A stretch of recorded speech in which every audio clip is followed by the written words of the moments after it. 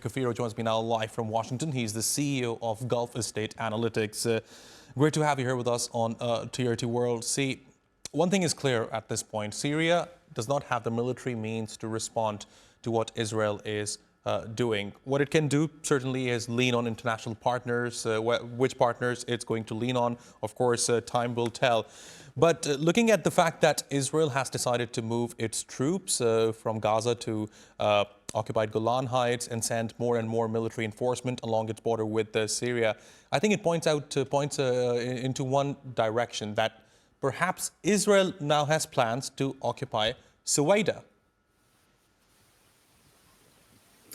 Yeah, first of all, thank you so much for having me on your network. I think it's very clear that Israel is continuing to do what it has been doing since the Assad regime fell late last year, and that is to exploit the weakness of Syria, the weakness of the Syrian state, as well as take advantage of the deep divisions that exist in Syria between the new authorities in Damascus and various minority communities in the country.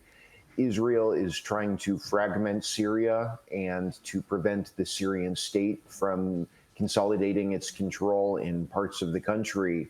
This is really a continuation of what we've been seeing basically since Assad fell.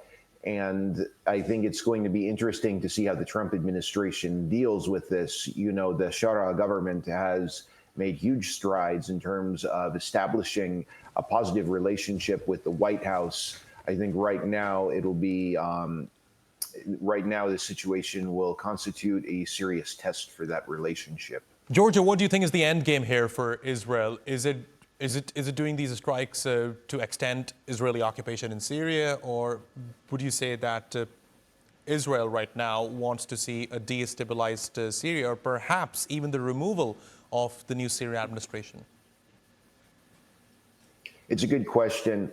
I think from Israel's perspective, and this, I see this as being very short-sighted and a very immature way of looking at the situation. But I think the Israeli perspective is that Syria will always represent a threat to Israel, and therefore it's in Israel's interest for Syria to be as fragmented and weak as possible. This is regardless of what kind of government sits in Damascus. And so Israel will take advantage of the fragile transition taking place in Syria to fragment the country as much as possible.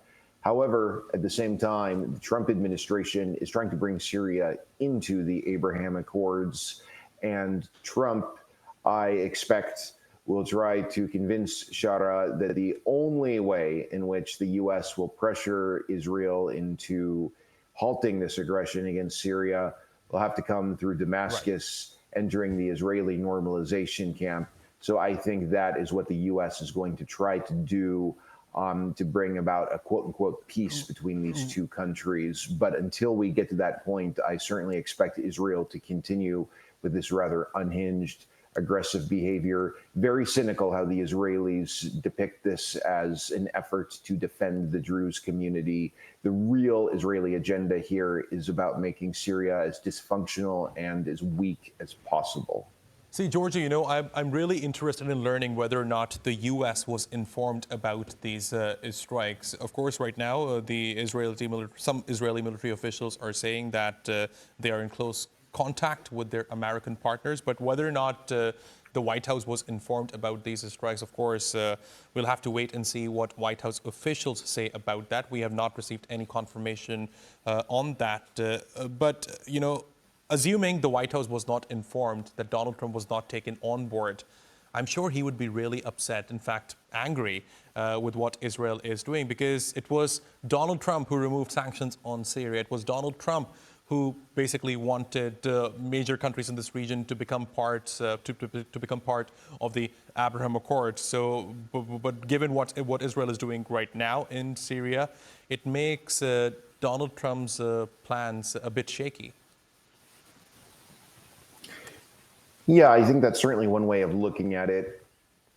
On the other hand, there might be another way of looking at it too, is that obviously the Shara government is going to see this Israeli action as incredibly threatening to Damascus's efforts to consolidate its power in the post-Assad Syria.